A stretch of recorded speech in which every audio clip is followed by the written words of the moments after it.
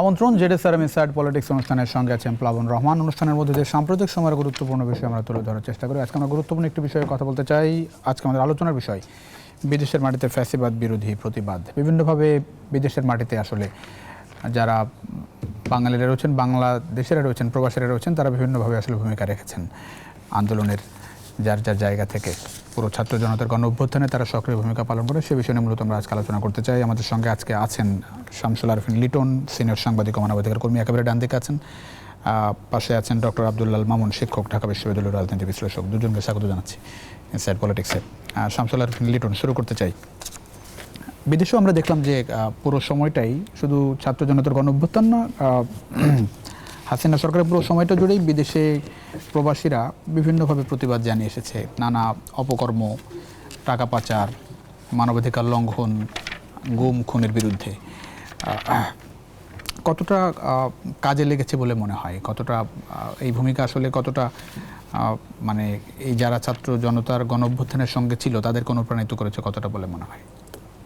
এটা পরিমাপযোগ্য বিষয় নয়, এটা গবেষণার বিষয়। প্রবাসের ভূমিকাটাই এই রাজনৈতিক সংগ্রামে যে সংঘাত গত ১.৫ দশক জুড়ে চলেছে এবং পরবর্তীতে একটা রক্তাক্ত গণ অভ্যুত্থান অথবা বিপ্লবের মধ্য দিয়ে যে পরিবর্তনটি হলো, সেখানে প্রবাসীদের ভূমিকাটি কতটুকু অবদান রেখেছে সেটি পরিমাপযোগ্য নয়। তবে এতটুকু আমি বলতে পারি, যখন রেমিটেন্স বন্ধ করে দেওয়া হলো এবং এতদিনের সংগ্রামের পর, এবং যখন বিশ্বের এমন কোনো শহর নেই, এমন মানে ১০০-র উপরে দেশে ছোট ছোট যেখানে ১০০-২০০ মানুষ আছে, সেখানেও আমাদের হিসেবে ৭৮টি ডকুমেন্টেশন আমরা পেয়েছি।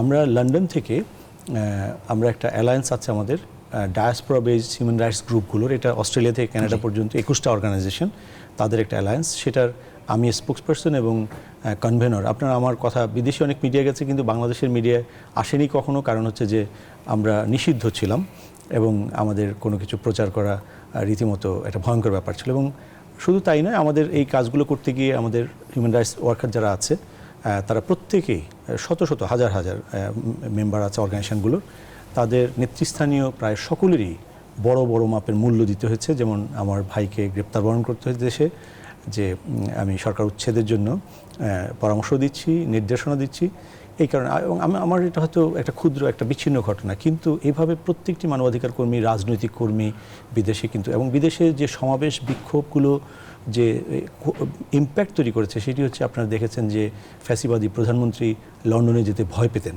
অন্যান্য শহরেও তিনি বিক্ষোভের মুখোমুখি হতেন, কারণ সেখানে শুধু রাজনৈতিক কর্মীরা নয়, সাংস্কৃতিক কর্মীরা, মানবাধিকার কর্মীরা ঐক্যবদ্ধভাবে তাকে প্রতিহত করতেন।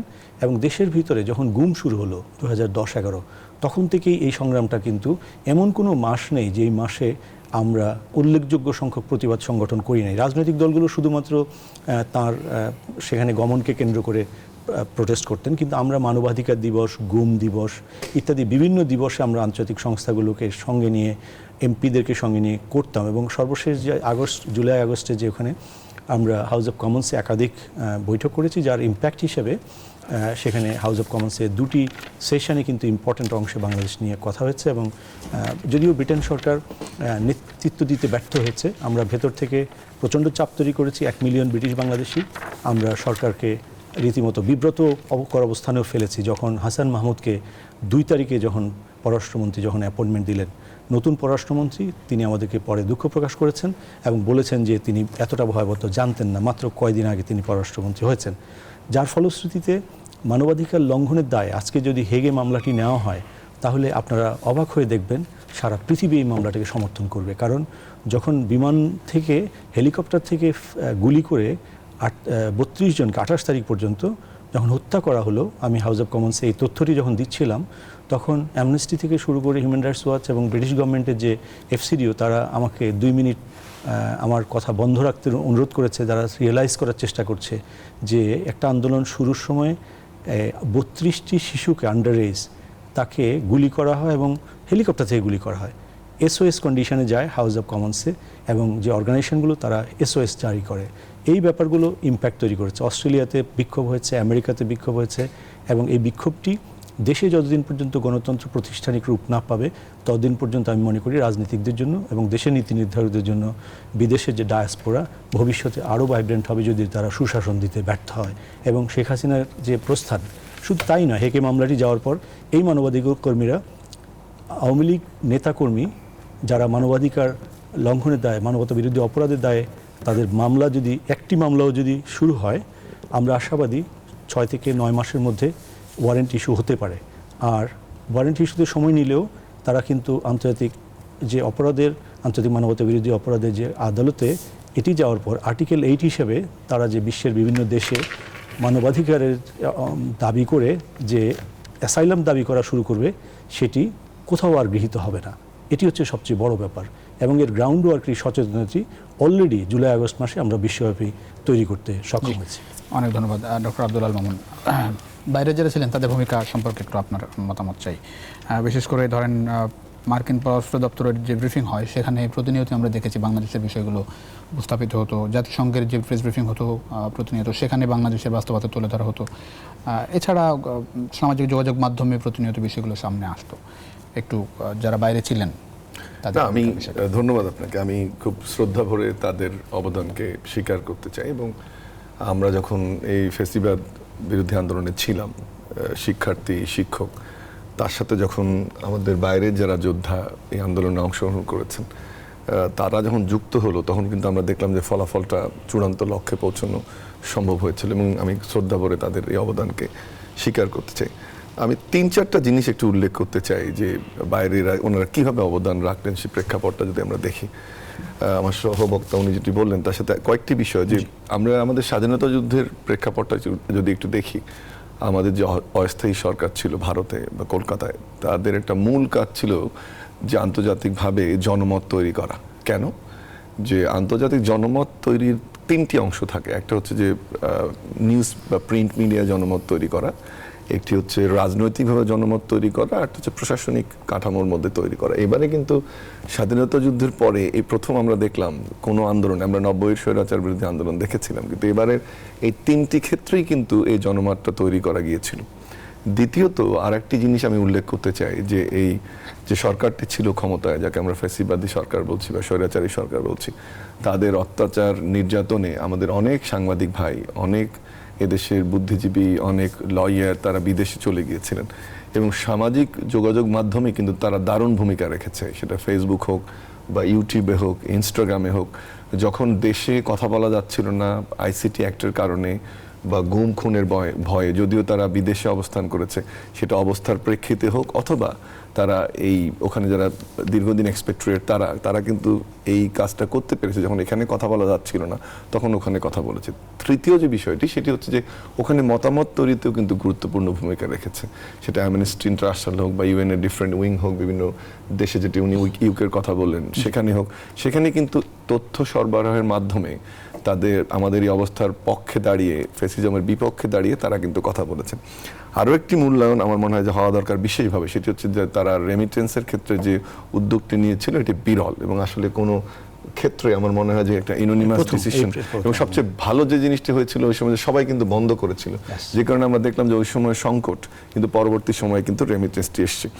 আরেকটি হচ্ছে যে বড় যে জিনিসটা ঘটে এই ধরনের ঘটনায় বিদেশিদের যে অবদানটি, সেটি হচ্ছে যে আমরা যে দেশে বাস করি আমাদের অর্থনৈতিক স্বাচ্ছন্দ্য অনেক অংশে বৈদেশিক সংস্থা এবং আন্তর্জাতিক বাণিজ্যের উপর নির্ভর করে এবং যারা আমাদের বিভিন্ন দেশে অবস্থান করছেন তারা কিন্তু বৈদেশিক সাহায্যের ক্ষেত্রে হয়তো বা সরাসরি ভূমিকা না রাখলেও আন্তর্জাতিক বাণিজ্যের ক্ষেত্রে, কারণ আমাদের ট্রেড বাস্কেটটা ছোট এবং আমাদের যেসব ভোগ্যপণ্য যায়, যেসব ট্রেড হয়, তাতে কিন্তু এক্সপেক্ট্রেটদের একটা অনেক বড় অবদান থাকে, সেটিও তারা একটা ভূমিকা রেখেছিল। সর্বোপরি যে জিনিসটা আমি বলতে চাই যে আমাদের যখন এই জিনিসটা দেখা গেল যে কন্টিনিউয়াসলি এখানে সরাসরি প্রতিবাদ করা যাচ্ছে না রাস্তায়, যেটি ভাই উল্লেখ করলেন, তখন কিন্তু বাইরে মিছিল মিটিংটা করা গেছে এবং সবচেয়ে বড় একটি ঘটনা মিডল ইস্টে আমরা দেখেছি যে তাদেরকে কারাবরণ করতে হয়েছে এবং থ্যাঙ্কস টু দি গভর্নমেন্ট যে তারা ইমিডিয়েট অ্যাকশন নিয়েছে। তাহলে এই 4-5টি প্রেক্ষিত যে আমি আলোচনা করলাম, এটা সম্মিলিত যে শক্তি সেটি কিন্তু এই আন্দোলনের একটা উপজীব্য ছিল এবং দারুণ ভূমিকা রেখেছে। যেটা আমি বললাম, যেটা স্যান্ডউইচ অ্যাপ্রোচ তখন হয়েছে যে আমাদের মতো একটি দেশ সব দেশেই আন্তর্জাতিক কূটনীতির উপর নির্ভর করতে হয়, বাণিজ্যের উপর নির্ভর করতে হয়, রেমিটেন্সের উপর নির্ভর করতে হয়। সেই নির্ভরতার জায়গাটা যখন একটা দোলাচলে পড়ে গিয়েছিল, সেটা কিন্তু সরকারের জন্য অনেক বড় আশঙ্কা তৈরি করেছিল, এবং যার ফলে এবং আর্মির ক্ষেত্রেও বা তাদেরকে একটা কনফিডেন্স দিয়েছে, বা আমাদের দেশে যারা আন্দোলন করেছে তাদের ক্ষেত্রে একটা কনফিডেন্স দিয়েছে। আমরা দেখতাম যে আমাদের মিডিয়া এখানে যে নিউজগুলো করতে পারছে না, সোশ্যাল মিডিয়ায় ওই নিউজগুলো চলে আসাতে এক ধরনের শক্তি সঞ্চয় হয়েছে, যে বাইরের সাথেও প্রায় 2 কোটি, আমরা রাফলি 2 crore পিপল যারা বাইরে থাকে, অনেক বড় একটা শক্তি কিন্তু যুক্ত হয়েছিল।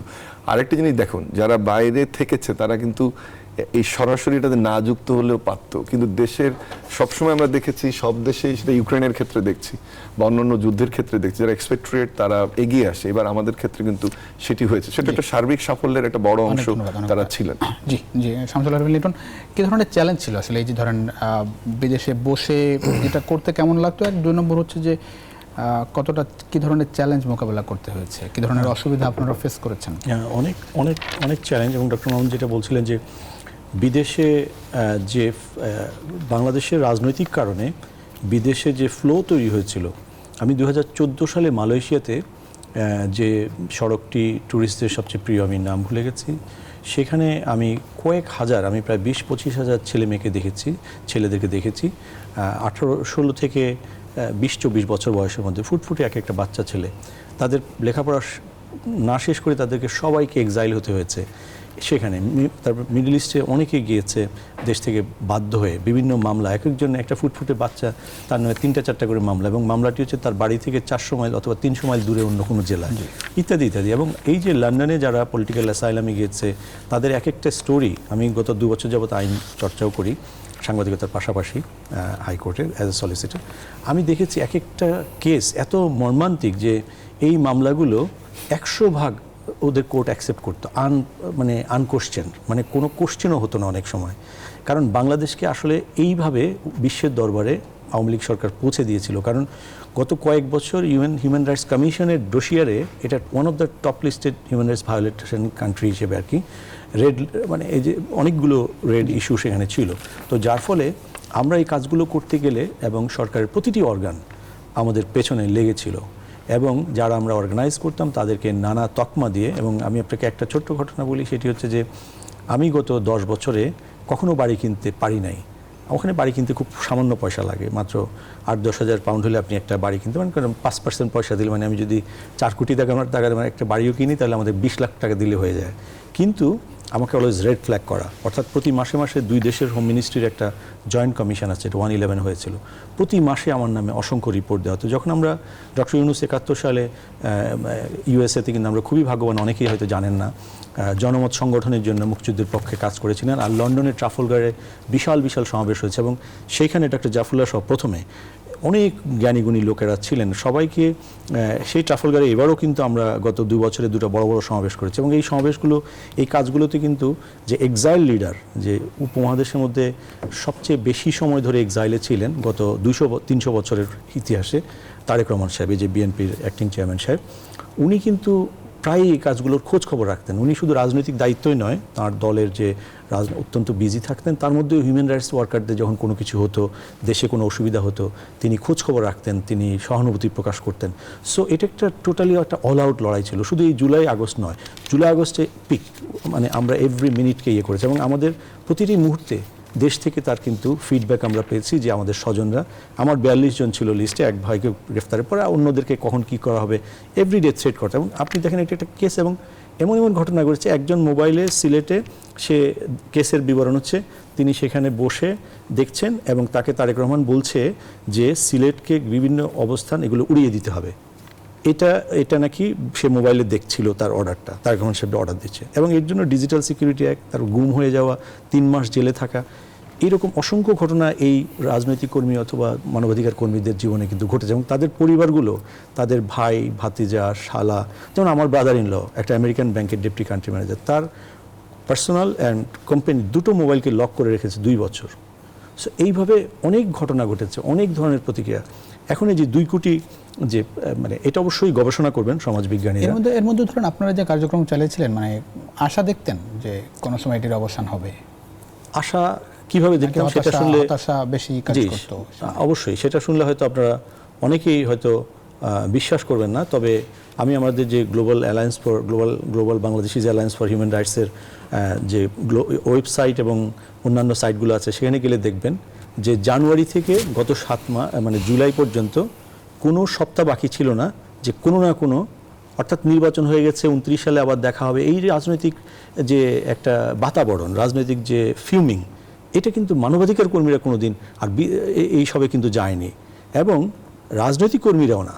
সেখানে কিন্তু প্রতিটা রাজনৈতিক কর্মসূচি জানুয়ারির পর থেকেও, বরং যতদিন শেখ হাসিনা ক্ষমতায় ছিল দিনের পর দিন প্রবাসীদের এঙ্গেজমেন্ট ততই বেড়েছে।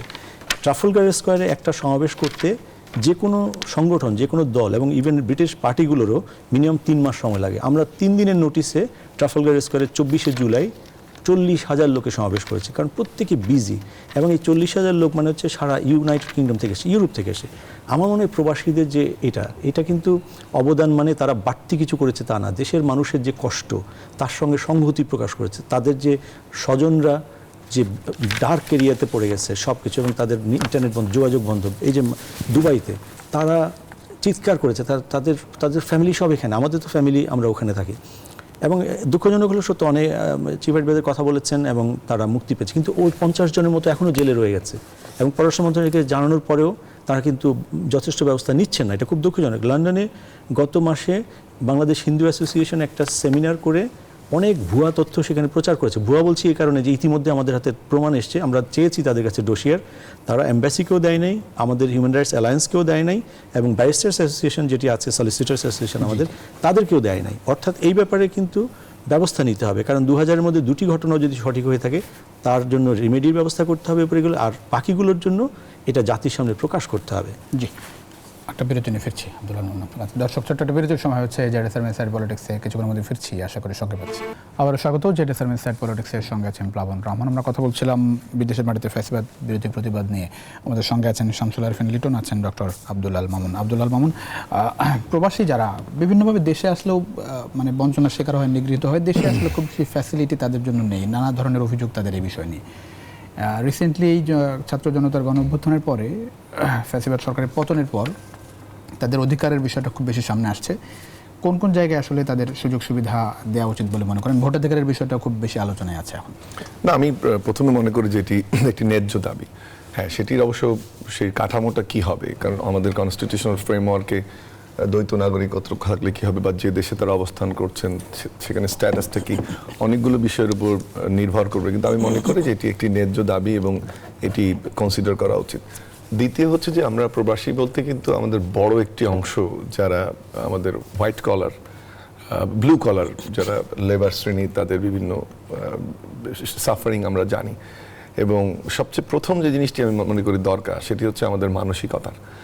আমরা আমাদের গার্মেন্টস ইন্ডাস্ট্রির পরে সবচেয়ে বড় যে কন্ট্রিবিউশন, এই মুহূর্তে সবচেয়ে বড় ইন্ডাস্ট্রি এক্সপোর্টের ইনকাম, কিন্তু আমরা তাদেরকে যেভাবে, শুধুমাত্র এয়ারপোর্টের দৃশ্যটা কিন্তু শেষ নয়, তাদের যে সামাজিক অবস্থান, তাদের যে পারিবারিক অবস্থান, আমি এটি উল্লেখ না করলেও না, একটু অপ্রাসঙ্গিক আমি মনে করছি না, প্রাসঙ্গিক।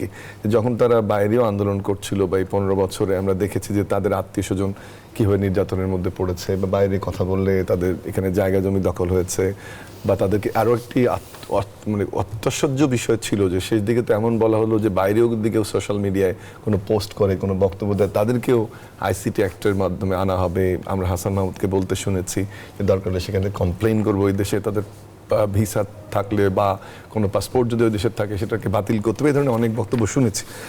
তার অর্থটা যেটা দাঁড়ায় যে আসলে তারা একটা ভালনারেবল লাইফ লিড করে। ইন্টারন্যাশনাল তো বটেই, বাবা আমাকে ছেড়ে, আত্মীয় স্বজন ছেড়ে। আর দেশে আসলে আমরা যে জিনিসটা দেখছি যে এয়ারপোর্টের লাউঞ্জ খুবই গুরুত্বপূর্ণ, আমি মনে করি যেটা ভালো জিনিস, কিন্তু এটি কিন্তু তার সমাধান নয়। আমাদের প্রথম যে জায়গাটিতে কাজ করা উচিত, সামাজিক, পারিবারিক এবং অর্থনৈতিক নিরাপত্তা, 3টি জায়গায়। আপনি দেখবেন যে ছিনতাইয়ের শিকার হলে এয়ারপোর্টের আশেপাশে, আপনাদের 300 ফিটের আশেপাশে দেখবেন যে বেশিরভাগ বিদেশি। বাড়িঘর দখল যদি কোনো এলাকায় হয়, কেউ বাড়িঘর, সেটা সিলেটে হোক, চাঁদপুর হোক, মুন্সিগঞ্জ হোক, বাড়িঘর দখল তাদের হয়। যদি আপনি দেখেন যে কোনো নিগ্রহের শিকার হয় তারা সামাজিকভাবে, ব্ল্যাকমেইলিং হচ্ছে, যে টাকাটা তারা নিয়ে আসছে সেটাকে যে সেফলি তারা তাদের কল্যাণে, সেই জন্য আমি বলছি যে তাদের অর্থনৈতিক নিরাপত্তা, সামাজিক সম্প্রীতি এবং নিরাপত্তা এবং তাদের ওভারঅল ওয়েলবিং, এটা কিন্তু খুবই গুরুত্বপূর্ণ। আরেকটি জিনিস দেখেন, যে যেটা আমি বললাম যে রেকগনিশনের জায়গাটা শুধু ভোট দিয়ে কিন্তু না, আমাদের এই জিনিসটা আসলে এমনভাবে আমরা দেখি, এখানে লিটন ভাই বসে আছেন, তার সামাজিক অবস্থান, তার শিক্ষার জন্য, অথবা আমরা অনেক অন্যভাবে দেখছি, কিন্তু আপনি গড়ে দেখেন আমাদের ভিউটা কি, আমরা তারা কি ড্রেস পরছে, কি লাগেজকে কীভাবে নিয়ে আসছে। আমি সমাজবিজ্ঞানের একজন ছাত্র, আমরা কিন্তু খুব ভালোভাবে দেখি না। এই যে 2 কোটির মধ্যে একটা বড় সংখ্যাই হচ্ছে যে ব্লু কলার, যারা বিভিন্ন রকম কষ্টে কাজ করছে, স্কিলের দিক থেকেও আমরা পিছিয়ে। সো দুটো জিনিস, একটা হচ্ছে যে তাদের স্ট্যাটাস ইনক্রিজ করা, রাইট এনশিওর করা, এবং এটার ফলে কিন্তু এ ধরনের যদি অ্যাটাচমেন্টটা ডেভেলপ করা যায় এবং মিনিমাম কিছু অফার করা যায়। আমি আমার পড়ালেখার জন্য একটা দীর্ঘ সময় বাইরে ছিল, আমি দেখেছি যে অল্প একটু সম্মান, অল্প একটু দেশের কোনো রিকগনিশন কি তারা অনেক বড়ভাবে নেয়, কারণ একটা বিচ্ছিন্নতাবোধ কাজ করে। এই জন্য একদিকে তাদের সামাজিক নিরাপত্তা, রাজনৈতিক নিরাপত্তা এবং রাষ্ট্রীয় সম্মান। আরেকটি জিনিস বলে আমি শেষ করি, সেটা হচ্ছে যে এই যে বড় একটি অংশ যারা অলরেডি বিভিন্ন জায়গায় সেটেল, তাদের স্কিল ডেভেলপমেন্ট নিয়েও কিন্তু আমাদের চিন্তা করা উচিত, তাহলে তাদের স্ট্যাটাস এবং তাদের যে অধিকার দুটো ইনক্রিজ করবে। জি, শামসুল আরিফিন লিটন, ভোটাধিকার নিয়ে কতটা চিন্তা দেখছেন এই সরকারের? কথাবার্তা শুনছি, সংস্কার কমিশনও এই বিষয় নিয়ে কাজ করছে যতটা জানি। সব মিলিয়ে আসলে তাদের যে সম্ভাবনা, প্রবাসীদের নিয়ে যে সম্ভাবনা বাংলাদেশের হতে পারে, তাদেরকে কাজে লাগানো, সেই জায়গায় কি আমাদের সরকার হেঁটেছে কোনোভাবে? এটা গত প্রায় আমি বাইরে যাওয়া আশা করি 1993 থেকে, এবং প্রায় প্রবাসীদের নিয়ে প্রায় সবসময়ই বলা হয়ে থাকে প্রবাসীদের কল্যাণে সরকার সব কিছু করবে, এই হচ্ছে মোটামুটি মোদ্দা কথা আর কি। কিন্তু এই যে ভোটাধিকারটা একটা সাংবিধানিক অধিকার, এবং এই অধিকারের সঙ্গে অনেক কিছু ইনভলভ। আমি দু একটা ছোট ব্যাপার বলি, তাহলে ব্যাপারটা বুঝতে পারবেন কিভাবে ভোটাধিকার না থাকার কারণে মানে 1.5 কোটি অথবা 2 কোটির কাছাকাছি মানুষ ভুগছে। একটি হচ্ছে তার জায়গা জমি যে দখল হয়ে যায়, বেশিরভাগ ক্ষেত্রেই এই জায়গা জমিগুলো তারা যেহেতু বিদেশে থাকে বিক্রি করে দিতে চায়, ট্রান্সফার করতে চায়, নতুন ব্যবসা করতে চায়, কোনো না কোনোভাবে ট্রান্সফরমেশন নিতে চায়, কিছুই করতে পারে না, কারণ পাওয়ার অফ অ্যাটর্নি এনআইডি ছাড়া হয় না। বিদেশে এনআইডি 0.001% এনআইডি নাই, এবং এনআইডির যে রিকোয়ারমেন্ট লিস্ট দেওয়া আছে সেটা আমরা একবার হিসাব করে দেখিয়েছিলাম যে 93,000 বছর লাগবে এনআইডি করতে, এবং আমরা সরকারকে সেটা দিয়েছি বিগত সরকারকে, এবং তারা মুখে বলেছে, এবং ডক্টর মোমিন বলেছে 90% মানুষ যেহেতু বিএনপি জামাত করে, সো প্রবাসীদের ব্যাপারটা এই হচ্ছে এক কথা, আরেক দিকে হচ্ছে এই কথা, প্রবাসীদেরকে আন্ডারকাট করা। আসলে কি তাই? আপনারা তো বলছেন ভোটাধিকার, এই স্ট্যাটিস্টিকের কোনো ভিত্তি আছে? আপনারা যে বলছেন 90% মানুষ বিএনপি এটা মোমেন সাহেবের বক্তব্য, আই ডোন্ট নো, উনি তো অনেক কথাই বলতেন, তবে উনি বিশ্বাস করেন, উনি 90% বললেও আসলে কথা সেটা হয়তো 99%, কারণ আমরা বিদেশে আওয়ামী লীগের খুবই স্বল্প উপস্থিতি দেখেছি। শুধু অলিগার্ক যারা বিদেশে কিছু অলিগার্ক আছে তারা আওয়ামী লীগকে খুব অ্যাক্টিভ দেখেছি, এখনও অ্যাক্টিভ, তারা এই যে বিভিন্ন জায়গায় অ্যানার্কি ক্রিয়েট করে। আওয়ামী লীগের বিদেশে অবস্থান কিন্তু খুবই দুর্বল নানা কারণে, এটাও একটা গবেষণার বিষয়। আর 2 নম্বর হচ্ছে যে এই যে আপনারা ভোটাধিকারের জন্য বলেছেন গত 15 বছর ভোট দিতে পারেন না, সেটা ইয়াং জেনারেশনও সরকারের উপর খুব খেপছে। আপনারা কি কখনো ভেবে দেখেছেন যে আমাদের জাতির 10% লোকের সেই অধিকারটাই নাই? মানে আপনার অধিকার ছিল, আপনি ভোটার, আর এই যে 10% অথবা 15% ওভারঅল, যেহেতু তাদের মধ্যে 90% হচ্ছে অ্যাডাল্ট 18+, আর শুধু ক্রস আটলান্টিকে 100-200 হাজার হয়তো বাচ্চা হবে আন্ডার 18, তো তাহলে তাদের ভোট দেবে কোথেকে? তাদের তো ভোটাধিকারই নাই, এবং ভোটাধিকার না থাকার কারণে তাদের এনআইডি, তাদের অন্যান্য যে এই যে পাওয়ার অফ অ্যাটর্নি সব কিছুই কিন্তু একদম সিজ। অথচ এইটা দেওয়া সম্ভব, এবং 1 বছরের মধ্যেই ভোটাধিকার কমপ্লিট করা সম্ভব। ডক্টর ইউনূস স্যার 100 দিনের ভাষণে বলেছেন প্রবাসীরা আগামী নির্বাচনে ভোট দেবেন, কিন্তু এই প্রস্তুতিটা কিন্তু হয়নি, কিভাবে দেবেন সেটা কিন্তু হয়নি। সো সরকারের অবশ্যই যে অন্যান্য সংস্কারের পাশাপাশি প্রবাসীদের যে সংস্কারটি, প্রবাসীদের যে অধিকারের সংস্কার, সাংবিধানিক অধিকারের স্বীকৃতি, এটি একটি 15% দায়িত্ব, যেহেতু 15% অ্যাডাল্ট মানুষ সেখানে আছে, এবং ইন টার্মস অফ পপুলেশন সেটি আরেকটু বেশি। তা আমি যেটা বলবো সেটা হচ্ছে যে এই যে দেখুন বিদেশিরা কতটা ভালনারেবল লাইফ লিড করেছে, দেশের মামলা দিয়ে ক্ষান্ত হয়নি গত 15 বছর, অসংখ্য হাজার মামলা, সেটা বলেছে বিদেশীয় দেশগুলোতে মামলা দেবে। ছোট প্রশ্ন করি এই জায়গাটা, সেটা হচ্ছে মানে ভোটাধিকার যদি পায় সেক্ষেত্রে কি ধরনের সুবিধা হবে দেশের, মানে এই জায়গাটা একটু বলবেন? হ্যাঁ, সুবিধা হবে। প্রথমত সে দেশকে বিলং করবে, এখন কিন্তু শুধু ট্রাভেল ডকুমেন্ট নিয়ে সে চলে যায়, এবং সেখানে ওটাকে শুধু আপডেট করতে তাদের এনআইডি লাগে, অনেক মুশকিল, অনেক প্রবলেম। এবার আসুন এঙ্গেজ হলো, সে গভর্নেন্সের পার্ট হলো। ভোটাধিকার মানে সে সরকার নির্বাচন করলো, যেটা এখন তার আন্ডারকাট, তার সে অধিকারটি নাই। দ্বিতীয়ত হচ্ছে রেমিটেন্সের ফ্লো ডাবল হবে কিনা জানি না, তবে আমার একটা ধারণা এবং বিশ্বাস, আমি দীর্ঘদিন ব্যাংকিংয়ের কিছু কনসালটেন্সি করেছি, তাতে অন্তত 40% হলেও বাড়বে, যেটা রিসেন্টলি আমরা দেখেছি ট্রেন্ডটা 3 মাসের 4 মাসের ট্রেন্ডে কমে গেল, 50%-এর নিচে ড্রপ হয়ে গেল। বেড়ে গেল 150%, 160% হয়ে গেল। এটা তৃতীয়ত হচ্ছে ইপিজেডগুলো খালি, কারণ গত কয়েক বছরের গল্পের মধ্যে এফডিআই ছিল 0, সুতরাং আমরা এফডিআই ভিত্তি করে আমরা কিন্তু ইপিজেডগুলো বানানো হচ্ছে 100-র উপরে। যাই হোক, ভালো কাজ হলো। তো সেখানে এই প্রবাসীরা ছোট ছোট ফার্ম করবে, যেখানে ওয়ালমার্ট আমাদের 5000-এর উপরে আমরা প্রোডাক্ট লাইন পেয়ে যাওয়ার সম্ভাবনা আছে। ডোনাল্ড ট্রাম্প আসার পরে সেটা আরও বাড়বে, কারণ ট্যারিফ দিয়ে চায়নার প্রোডাক্ট কিন্তু আটকাবে সে, এটা ওপেন ডিক্লেয়ার। তো আমাদের জন্য অনেক বড় একটা সম্ভাবনা আছে। আমার মনে হয় প্রবাসীদেরকে যদি ভোটে নেওয়া হয়, আপনারা দয়া করে দেশের আমাদের ভাইয়েরা বোনেরা যদি প্রবাসীদের জন্য ভয়েস রেজ করেন, যে সংস্কারের অপরিহার্য অংশ আমাদের এই দেশের যে পরিবারটি, তার একটি বড় অংশ আমাদের অধিকারের ভেতরে নাই, ভোটের মধ্যে নাই, তাহলে আমার বিশ্বাস এই সংস্কারটি দেশের সামনের দিকে এগোতে অনেকখানি ভূমিকা রাখবে। শিল্পায়ন, রেমিটেন্স প্রবাহ এবং যেহেতু গত 53 বছরে যে ব্রেইন ড্রেইন হয়েছে, তার একটি বড় অংশ মালয়েশিয়ার মতো এখানে এসে কাজ করবে এবং কাজ করার জন্য আগ্রহী আছে। ব্যবসায়ী অনেকেই ইনভেস্ট করবে আসলে। বাংলাদেশ সরকার যেটি অনেক সময় চেয়েছে, বিভিন্ন সময় চাই যে ইনভেস্ট, এবং তাদের কিন্তু ইনভেস্টমেন্ট এবং স্কিল, এনআরবি ব্যাংকটা যেগুলো, এটা কিন্তু আলটিমেটলি যে উদ্দেশ্যে করা হলো ওটা কিন্তু আসলে ফুলফিল হয়নি, এবং সেটার কারণ কিন্তু এটা রাইটস এন্ড স্ট্যাটাসটা দেয়া যায়নি, বা ওটা ওই শুধুমাত্র ব্যাংক একটা অলিগার্ক শ্রেণীর হাতে চলে গেছে, বাট ব্যাংকটা কিন্তু আর ইফেক্টিভ হয় না। 4টা ব্যাংকের মধ্যে অন্তত 2টি ব্যাংকের অথবা 2.5টি ব্যাংকের পরিচালকদের তো মানি লন্ডারিং এর অসংখ্য অভিযোগ অলরেডি পাবলিক ডোমেইনে। সো এনআরবিদের নাম ব্যবহার করে অনেক অলিগার্ক এই ব্যাংকগুলোকে গ্র্যাব করেছে এবং পরবর্তীতে প্রবাসী স্বার্থে যথেষ্ট কাজ করেনি। সো এটা হয়ে গেলে কিন্তু অনেকগুলো ফিনটেক নিয়ে তারা কাজ করবে, যেহেতু বিদেশে তাদের যে অভিজ্ঞতা আছে।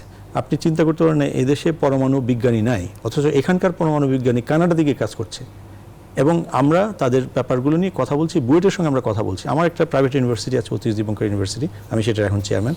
আমরা এটা নিয়ে কথা বলছি বুয়েটের সঙ্গে, যে জয়েন্টলি আমরা কোনো পরমাণু ক্ষেত্রে অন্তত 2 বছরের, আমাদের কিন্তু কিছুই নাই ম্যান পাওয়ার, আমাদের আগামী 50 বছরে এর চেয়ে ডাবল পয়সা দিয়ে আমাদেরকে এগুলো চালাতে হবে রূপপুরটা। সো এগুলো অনেক ভাবনার বিষয় আছে, প্রবাসীরা এই ক্ষেত্রে অনেক ভূমিকা রাখতে পারে। জি, এটা বিরতির সময় হয়েছে, আবারও বিরতির পর ফিরছি। দর্শক, ছোট্ট একটা বিরতি যাচ্ছি, ফিরছি কিছুক্ষণের মধ্যেই। আশা করি সঙ্গে পাচ্ছি আপনাদের বিরতির পর। আবারও স্বাগত। জেডএসএর মেসাইড পলিটিক্সের সঙ্গে আছেন প্লাবন রহমান, আমাদের সঙ্গে আছেন দুজন গুরুত্বপূর্ণ অতিথি। আমরা কথা বলছিলাম ফ্যাসিবাদ বিরোধী যে প্রতিবাদ হয়েছে সারা বিশ্ব জুড়ে, সে বিষয় নিয়ে আমরা এখন একটু কথা বলতে চাই।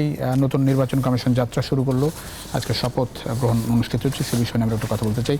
আসতে চাই আব্দুল আল মামুন, এই জায়গাটাই একটু বলবেন যে নতুন কমিশনের কাছে আসলে প্রত্যাশা কেমন থাকবে? যেটা বলা হয় যে কমিশন আসলে ফ্যাক্টর না, সরকারটাই আসলে মূল ফ্যাক্টর নির্বাচন করার ক্ষেত্রে। যে 5 জনকে দেখছেন এই কমিশনে, কতটা যোগ্যতা সম্পন্ন বলে মনে হচ্ছে? প্রথমে বলে নি, আপনি যে লাস্ট কথাটা বললেন যে কমিশন ফ্যাক্টর না, সরকার ফ্যাক্টর, কিন্তু নির্বাচন কমিশনে রাষ্ট্রবিজ্ঞানের ভাষায় বলা হয় যে সরকারের ভিতরের একটি শক্তিশালী সরকার হতে হয় নির্বাচন কমিশন। তখনই আপনি স্বচ্ছ একটি নির্বাচন দেখতে পারবেন, জবাবদিহিতামূলক একটি কমিশন আপনি দেখতে পারবেন। দ্বিতীয়টা হচ্ছে যে আসলে তো প্রত্যাশা আকাশচুম্বী, অনেক বেশি প্রত্যাশা, এবং সবচেয়ে বড় যে বিষয়টি শুধুমাত্র নির্বাচন কমিশন না, আমাদের নির্বাচন ব্যবস্থা কিন্তু চরিত্র হারিয়েছে।